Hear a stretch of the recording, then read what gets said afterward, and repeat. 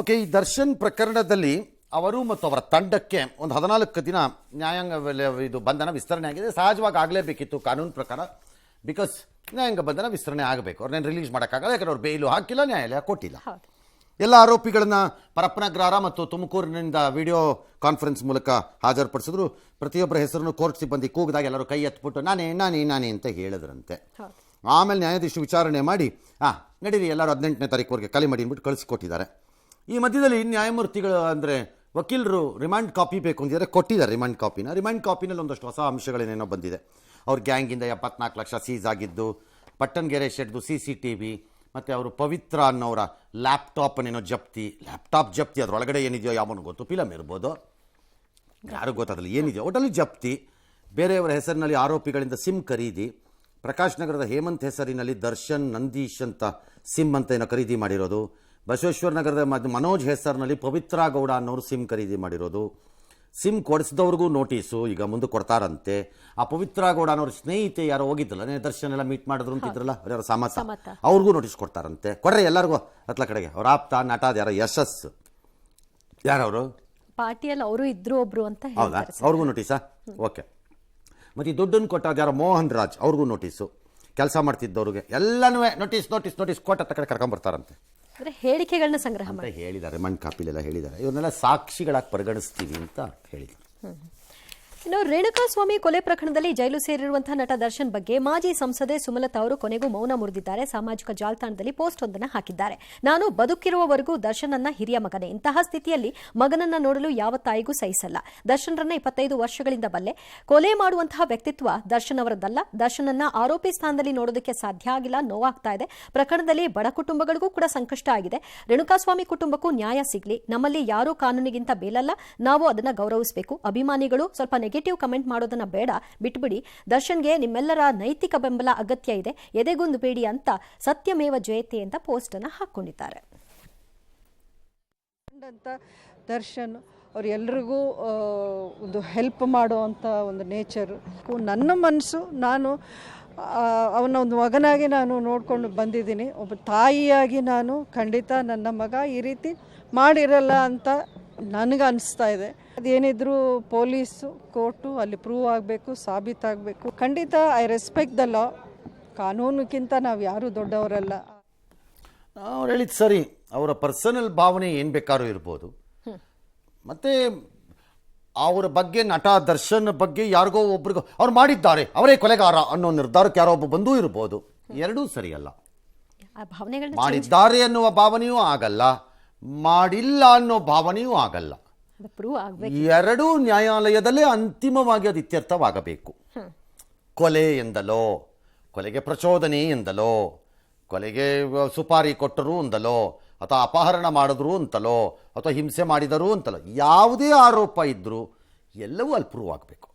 ಅಲ್ಲಿಯವರೆಗೆ ಅವರವರಿಗೆ ಅವರವರ ಭಾವನೆ, ಅದನ್ನು ಕಂಟ್ರೋಲ್ ಮಾಡೋಕ್ಕಾಗಲ್ಲ. Nothing wrong. ಮತ್ತು ಇಂಥ ಪ್ರಕರಣದಲ್ಲಿ ಈಗ ಮೇಡಮ್ ಅವ್ರಿಗೆ, ಸುಮಲತಾ ಇವ್ರಿಗೆ, it's very difficult to take a tough call. ಒಂದನ್ನು ಟಕ್ ಅಂತ ಇಲ್ಲ ಮಾಡಿಲ್ಲ ರೀ, ಯಾವನ್ರಿ ಮಾಡಿದ್ದಾನೆ ಅಂತಂದವನು ಅನ್ನೋದು, ಹೌದೌದು ಮಾಡೇ ಇದ್ದಾನವರು ಅಂತ ಅನ್ನೋದು ಕಷ್ಟ.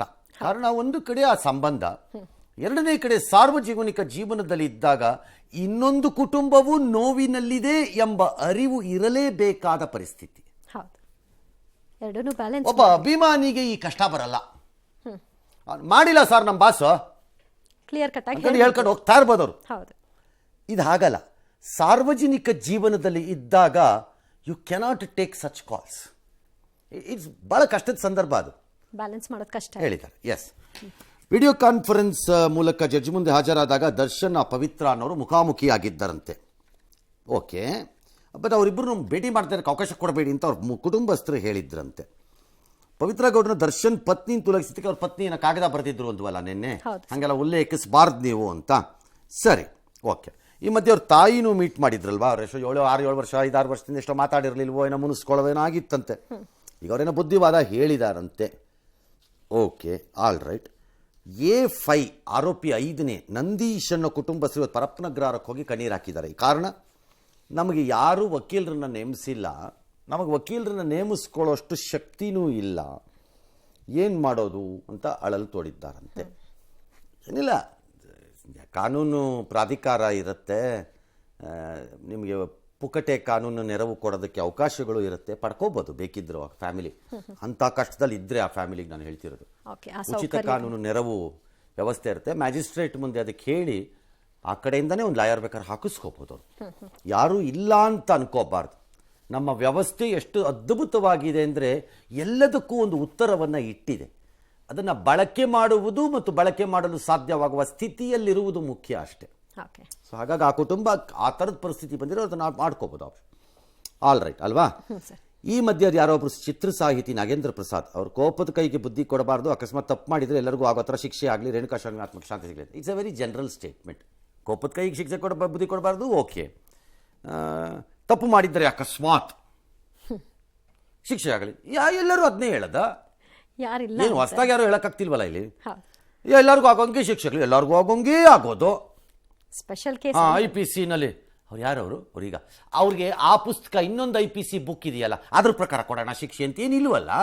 ಎಲ್ರಿಗೂ ಒಂದು it's a very general statement.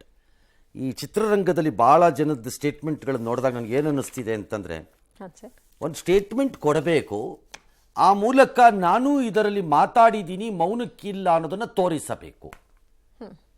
ನಾನು ಯಾರ ಮತ್ತು ವಿರುದ್ಧ ಕೊಟ್ಟಾಗ ಯಾರಿಗೂ ಕೋಪ ಬಾರದಂತೆ ನೋಡಿಕೊಳ್ಳಬೇಕು. ಯಾರ ವಿರುದ್ಧನೂ ಇಲ್ಲ ಅನ್ನೋ ಥರ. ನಾನು ಯಾರ ವಿರುದ್ಧನೂ ಇಲ್ಲ ಅಥವಾ ಯಾರೋ ದರ್ಶನ್ ಅವ್ರ ಅಭಿಮಾನಿಗಳಿಗೆ ಇದು ಮಾಡ್ದಂಗೆ ಘಾಸಿ ಮಾಡ್ದಂಗೆ ಮಾಡಿಬಿಡಬೇಕು. ಇತ್ತ ಸಾಮಾಜಿಕ ಬದ್ಧತೆ ಮತ್ತು ಇನ್ನೊಂದು ಕುಟುಂಬಕ್ಕಾಗಿರೋ ಅನ್ಯಾಯದ ಪರವೂ ನಾನಿದ್ದೇನೆ ಎಂದು ತೋರ್ಪಡಿಸಬೇಕು. ಆ ಸ್ಟ್ಯಾಂಡ್ ಈ ಧರ್ಮ ಸಂಕಟದಲ್ಲಿ ತೊಳಲಾಟದಲ್ಲಿ ತೇಲಾಡ್ತಿದ್ದಾರೆ ಭಾಳ ಜನ ಫಿಲ್ಮ್ ಫೀಲ್ಡಲ್ಲಿ ಇವತ್ತು. ಎಸ್, ಈಗ ಏನು ವಕೀಲರು ನೇಮಿಸೋದ್ರ ಬಗ್ಗೆ ಈಗೇನು ಏನಾಗಿದೆ? ಇನ್ನೂ ಏನು ಮಾತಾಡಿಲ್ಲ ಸರ್. ನಾವು ನಮ್ಮ ತಮ್ಮನ ಹತ್ರನೂ ಏನೂ ಮಾತಾಡಿಲ್ಲ, ನಾವು ವಕೀಲರು ಇನ್ನೂ ನೋಡಿಲ್ಲ. ಇವತ್ತು ಕೋರ್ಟ್ ನೋಡಿಕೊಂಡು ಏನು ವರದಿ ಬರುತ್ತೆ ನೋಡಿಕೊಂಡು ಅದ್ರ ಮೇಲೆ ಯಾರನ್ನಾದ್ರೂ ಹಿಡಿಯೋಣ ಅಂತ ಹೇಳ್ಬಿಟ್ಟು ಸುಮ್ಮನೆ. ಈಗ ವಿವಿಧ ಬೇಡಿಕೆ ಈಡೇರಿಕೆಗೆ ಆಗ್ರಹಿಸಿ ಸಾವಿರಾರು ಆಟೋ ಕ್ಯಾಬ್ ಚಾಲಕರು ಸಾರಿಗೆ ಇಲಾಖೆ ಮುತ್ತಿಗೆ ಹಾಕಿದ್ರು.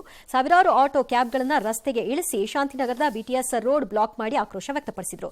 RTO ಕಚೇರಿಗೆ ನುಗ್ಗಿ ಚಾಲಕರನ್ನ ತಡೆಯಲು ಪೊಲೀಸರು ಹರಸಾಹಸ ಪಟ್ಟರು ಕೂಡ ಬಹಳಷ್ಟು ಕಷ್ಟವಾಯಿತು. ಪೊಲೀಸರನ್ನೇ ತಳ್ಳಿ ಸಾರಿಗೆ ಕಚೇರಿಗೆ ನುಗ್ಗೋದಕ್ಕೂ ಕೂಡ ಯತ್ನಿಸಿದ್ರು. ಸರ್ಕಾರ ಫೆಬ್ರವರಿಯಲ್ಲೇ 1 ಸಿಟಿ 1 ರೇಟ್ ಆದೇಶ ಹೊರಡಿಸಿದೆ. ಆದರೆ ಇದನ್ನು ಯಾರೂ ಕೂಡ ಪಾಲನೆ ಮಾಡ್ತಾ ಇಲ್ಲ. ಇವರ ವಿರುದ್ಧವೂ ಕೂಡ ಕ್ರಮ ತೆಗೆದುಕೊಳ್ತಾ ಇಲ್ಲ. ಇದಷ್ಟು ಸರಿ ಅಂತ ಪ್ರತಿಭಟನೆ ಮಾಡಿದ್ದಾರೆ.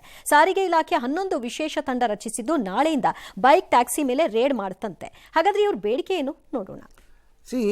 ಅವರ ಬೇಡಿಕೆಯಲ್ಲಿ ಒಂದು 2-3 ಸರಿ ಇದೆ ಅನ್ಸತ್ ನನಗೆ. 1 ಸಿಟಿ 1 ಫೇರ್ ಜಾರಿ ಮಾಡಿದವ್ರು ಯಾರು? ಸರ್ಕಾರದವರು. ಜಾರಿ ಮಾಡಕ್ಕಾಗದೇ ಇದ್ರೆ ಅದನ್ನ ಯಾಕೆ ನೀವು ಪ್ರಕಟ ಮಾಡಕ್ ಹೋಗ್ತೀರಿ? ಜಾರಿ ಮಾಡಿದ್ಮೇಲೆ ಬಾಯಿ ಮುಚ್ಕೊಂಡು ಫಾಲೋ ಮಾಡೋಂಗ್ ಮಾಡಬೇಕು. What is the transport department is doing? ಹಂಗಾರೆ ಏನ್ ಮಾಡ್ತಿದ್ದೀರಿ ನೀವು? ಒಳ್ಳೆ ನಾಮಕಾವಸ್ಥೆ ಯಾವನನ್ನು ಮೆಚ್ಚಿಸ್ಲಿಕ್ಕೆ ಜಾರಿ ಮಾಡ್ತೀರಾ ಅದನ್ನ? ಎರಡನೇದು ರ್ಯಾಪಿಡೋ ಬೈಕ್ ಟ್ಯಾಕ್ಸಿ. ಒಂದು ಫೇರ್ ಡಿಸಿಷನ್ ನೀವು ತಗೋತಾ ಇಲ್ಲ ಈ ವಿಚಾರದಲ್ಲಿ. ಕರೆಕ್ಟಾಗಿ ತಗೋಬೇಕು. ಇನ್ಕ್ಲೂಡಿಂಗ್ ಸೆಕ್ಯೂರಿಟಿ ಆ್ಯಂಡ್ ಇನ್ಶೂರೆನ್ಸ್ ಎಲ್ಲವೂ ಸೇರಿದಂತೆ. ನಾಳೆ ಹೆಚ್ಚು ಕಡಿಮೆ ಆದರೆ ಇದೊಂದು ಘಟನೆ ಆಗಿರ್ಬೋದು, ಮುಂದೆ ಆಗದಂತೆ ಕ್ರಮ ತಗೋತೀವಿ ಅಲ್ಲ. ಆಗೋವರೆಗೂ ಯಾಕೆ ವೆಯ್ಟ್ ಮಾಡಿ? ಇವ್ರುಗಳಿಗೆ ಹೆಂಗೆ ರೂಲ್ಸ್ ಇದೆಯೋ ಅವ್ರಿಗೂ ಇರಬೇಕಲ್ಲ ಆ ರೂಲ್ಸ್ಗಳು. ಏನಾದ್ರು ಒಂದು ಫೇರ್ ಡಿಸಿಷನ್ ಬರಬೇಕು ಅದಕ್ಕೆ. ಸುಮ್ಮನೆ ಅದನ್ನು ಹೊಡ್ಕಂಡ ಮಜಾ ನೋಡೋಣ ಅಂತ ನೋಡೋದಲ್ಲ ಇದು ಬೈಕ್ ವಿಚಾರದಲ್ಲಿ. ಮೂರನೇದು ಎಲೆಕ್ಟ್ರಿಕ್ ಬೈಕ್ ಟ್ಯಾಕ್ಸಿ ನಿಷೇಧ ಮಾಡಬೇಕು, ಕಾರ್ಯಾಚರಣೆ ಮಾಡಿ ಅಂತ ಹೇಳಿದ್ದಾರೆ. ನನಗೆ ಅರ್ಥ ಆಗಲಿಲ್ಲ ಯಾಕೆ ಅಂತ. ಎಲೆಕ್ಟ್ರಿಕ್ ಬೈಕಾ? ಬೈಕ್ದು ಬೈಕ್ಗೆ ಇಲ್ಲ ಅಂದಮೇಲೆ ಅದನ್ನು ಮಾಡ್ಬೇಕು. ಅವಾಗ ಏನು ಪೆಟ್ರೋಲ್ ಹಾಕೊಂಡ್ರು ಒಂದೇ, ಎಲೆಕ್ಟ್ರಿಕಲ್ ಬಂದ್ರು ಒಂದೇ. ಪೋರ್ಟರ್ ಕಂಪನಿನ ಬ್ಯಾನ್ ಮಾಡಬೇಕು. ಆಗ್ಲಿಕ್ಕಿಲ್ಲ ಅನ್ಸತ್ ನನಗೆ ಅದನ್ನು ಮಾಡಕ್ಕೆ ಅವ್ರಿಗೆ.